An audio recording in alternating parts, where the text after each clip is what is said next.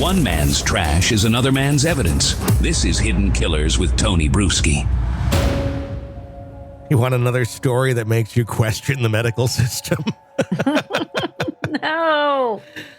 No, I don't like these stories because It makes you nervous to hear this kind of stuff. Yeah, like because you're putting your life in somebody's hands when you have to go to the hospital and have a procedure done. We've had some fucked up ones where it's like the organs are being harvested and shit, and but this one, it's taking place with a Texas anesthesiologist, Dr. Raynaldo Ortiz Jr., 61. He's now been sentenced to 190 years in federal prison for injecting drugs into patients' IV bags, resulting in at least one death and causing multiple cardiac emergencies. Yeah. Bang, bang, bang. As a bitch. I wasn't planning on that, but sometimes it just works out. Northern District of Texas Chief Judge David C.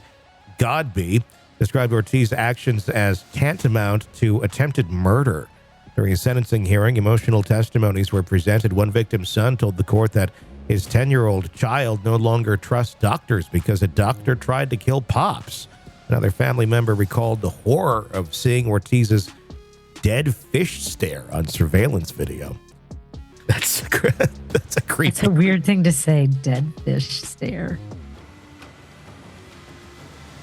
In April, Ortiz was convicted on multiple counts, including 4 counts of tampering with consumer products, resulting in serious bodily injury, 1 count of tampering with a consumer product, and 5 counts of intentional adulteration of a drug.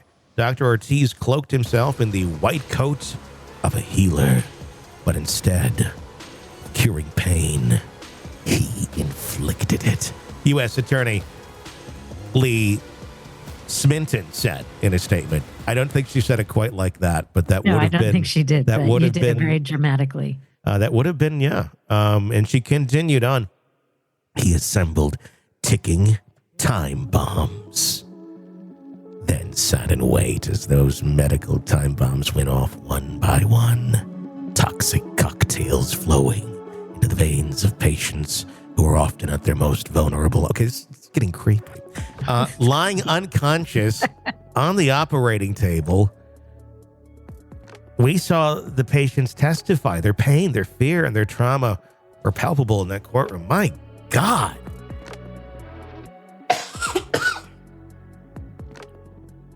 This is why. Why would you do this? Oh, I think that will become clear. The unexplained medical emergencies began in 22 at Baylor Scott and White Surgicare in North Dallas. Just 2 days after Ortiz was notified of disciplinary inquiry stemming from an incident where he allegedly deviated from the standard care.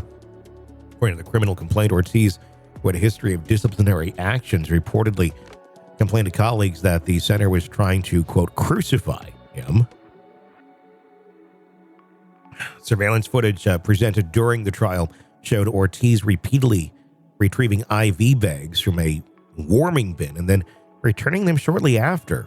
The video also depicted him mixing vials of medication and observing as emergency responders assisted the victims.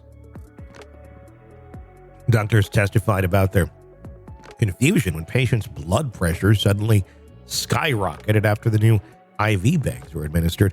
Upon reviewing medical records, they noticed a pattern. All of the emergencies occurred immediately after hanging new IV bags.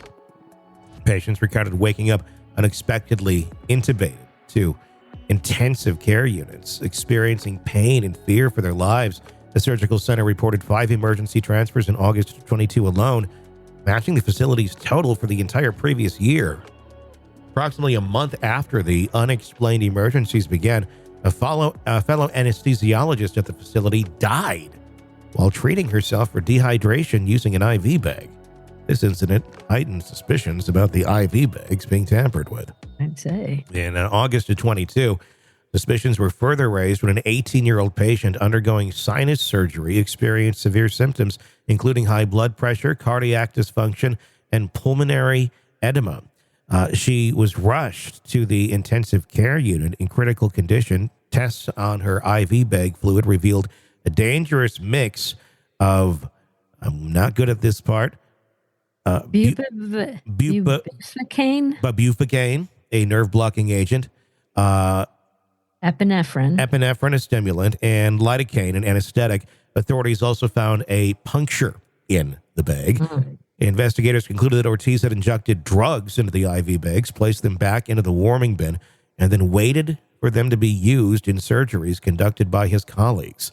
Surveillance footage corroborated these findings, showing Ortiz manipulating the IV bags and observing his patients suffered complications. Citing records from the Texas Medical Board, Ortiz had also been arrested on allegations of abusing women and shooting a pet dog. Additionally, local NBC affiliate KXAS reported that he owed millions of dollars to the IRS. His defense attorney, John Nicholson, argued that prosecutors had targeted the most convenient person without thoroughly investigating other medical staff who had handled the IV bags. Despite the defense's claim, the jury found Ortiz guilty on all charges. Ortiz's sentencing now brings a measure of closure to the victims and their families, but the trauma inflicted remains. As U.S. Attorney Sminton emphasized, he exploited his position to harm patients at the most vulnerable moments. Today's sentence ensures he will never harm another patient again. Good. You know, I don't understand. Do these people not think there are cameras everywhere? I think they want to get shopping at Walmart. I assume they can see me walking down any aisle. Yeah, I just think I think there's an element of probably wanting to be caught. Well, in his case, I think he was pissed off because he was disciplined. Yep. And it's like, I'll show you, and there'll be other people going down with me. Yep. And causing other problems. And he had to have known. He had to have known what he was doing could kill somebody. Yeah, well, 100%. He had the sadistic joy of watching this, I guess, is what he was going for. But he's also the person who abused more than one other woman, and he killed a pet dog. Yeah. This is not a good person. Seems like a lovely human being. This is not the type of person I'd want performing, anywhere near me if I'm having surgery. Yeah, I would wonder, is the pet dog on record? And did we do a background check on this person before hiring him? Or what? Was it? If it was on record, I would think, that would not be someone you'd really want around, things that can end people's lives pretty easily. I don't know, but that's just so incredibly calculated and mean, like trying to get even with the surgical center. It's if you're going to reprimand me, look what I can do to you and your patients here. The scary thing is, I just feel like there's going to be a lot more of this because so many people function that way.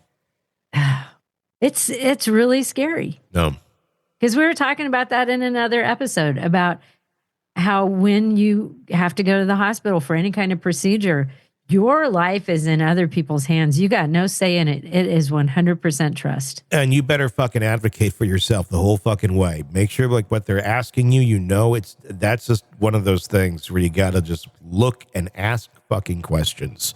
But you go in to the pre-op and they hook you up to an IV for fluids. Yeah. I've never thought to say, could you test that to make sure there's no other drugs in that?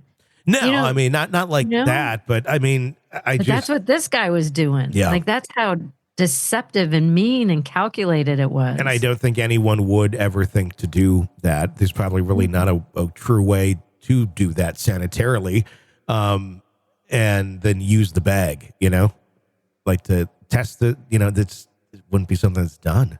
But it's pretty interesting that they were able to figure out, as soon as we're hanging these new IV bags, these things are happening.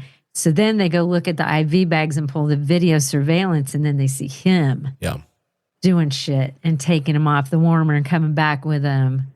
Doesn't do a whole lot of good if you're only reviewing the surveillance after something happens. Right. But maybe they don't have, security or anything like that can watch it to that extent. And if you don't have any reason, if you're not really thinking about it, and you're in security and you're seeing medical people come and go and they're taking these bags here and there, you may not really know if somebody's doing something they just should normally be doing or not. Right. In that sort of a situation. Oh. Now, it's going to be interesting to see how the world evolves and how these sort of things can be caught. Because right now we're at the mercy of, our eyes catching them on not the greatest monitors. But with AI and what it's capable of doing, when you have that in tandem with video surveillance, and it can identify certain movements or certain things that would be reminiscent of something that's out of the ordinary and maybe should be looked at or can even identify exactly what's going on, I think you may stop this sort of stuff a lot faster. And I think at the same time, you're going to find out just how much of it has been going on for years in various institutions and has never been caught because it'll be caught by AI, and then it'll be a huge, outflux of people because so many will be caught very quickly. Yeah. And that's Tony's grim reality future moment. Yeah. But it's not, it's actually, that's a positive one of what AI could do in this sort of a setting. It would be eliminating, malpractice anything like that. Good, bad. It's creepy. It's just all creepy. You're in the thick of a true crime saga, every detail sinking in. And then, wham, a commercial about something you couldn't care less about. It's like being served a microwaved dinner at a 5-star restaurant. But it doesn't have to be this way. Go for True Crime Today Premium Plus on Apple Podcasts. With True Crime Today Premium Plus, you get uninterrupted, ad-free episodes, extended interviews that dig even deeper into the muck, and early access so you can brag to your friends. It's like ordering the secret menu at a crime buffet. So, search for True Crime Today Premium Plus on Apple Podcasts, subscribe, and savor every twisted detail without interruption.